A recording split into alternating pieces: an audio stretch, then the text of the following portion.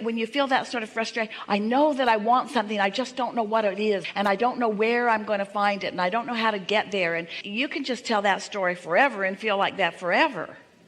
Or you can say, hey, I'm starting to get this. I've filled my vortex full of things. Those things are presenting themselves to me. They're being revealed to me all day, every day. But for some reason, because I'm beating the drum of where I am, I'm not letting myself catch on. I'm not receiving the impulse, but I could. Can you feel the difference in that? What struggle is trying to fix it through action, trying to think it through. Those are the words that we want to give you. You're not going to think this through. You're not going to figure it out with thought. You're not going to think your way into a solution. Now, stay with us for a minute, because that sounds a little harsh. So now we want to talk about the difference between a thought you think and a thought you receive. They are different. Because you could be right in the middle of physical manifestations that you don't want, and oh boy, you're having thoughts. I don't like you, and I don't like you, and I don't like you, and that was wrong, and that was bad, and this is unfair, and this shouldn't have happened. You're thinking thoughts. You're not receiving them from source energy, but you're thinking them.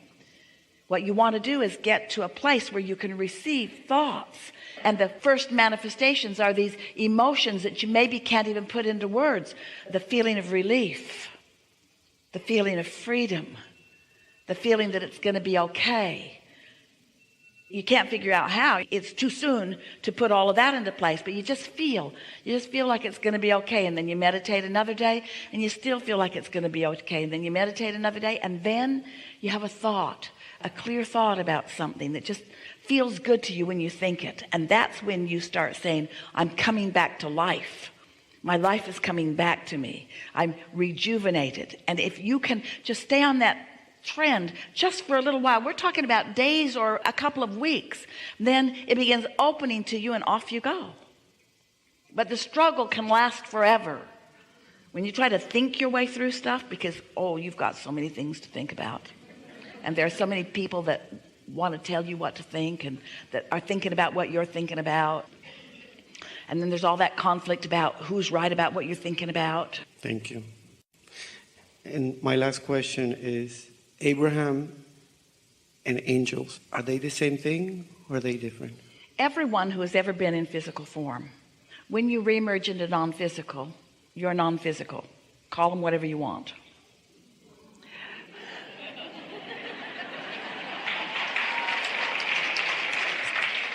And in this non-physical, when you make your transition into non-physical, you leave behind all doubt and fear and worry, because you leave all resistant thought behind. The vortex version of you is what reemerges into non-physical. So all of this non-physical, we love telling you this, is eagerly interested in you all out here on this leading edge. Think about it. If thoughts are turning to things, if that's the progression of creation, then isn't it logical that this creative energy that you think of in all kinds of different terms, you often call it God, that creative energy is forward moving out here on the leading edge with all of you? Non-physical energy is focused here with you. So as you're exploring something, that non-physical energy is there, and the emotions that you feel in any moment, in every moment, are your indication of how in sync you are with Source's perspective on what you're living right here and now, and your own perspective on what you're living here and now.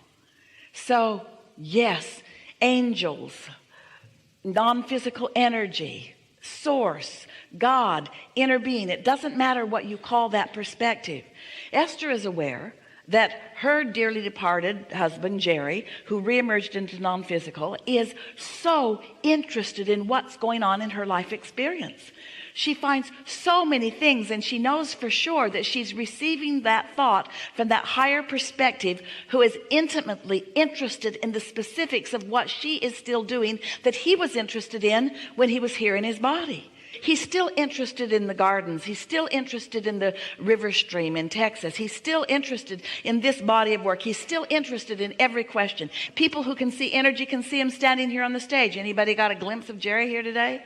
He is right here. And so no one ever leaves. No one ever goes anywhere. You have so much backup.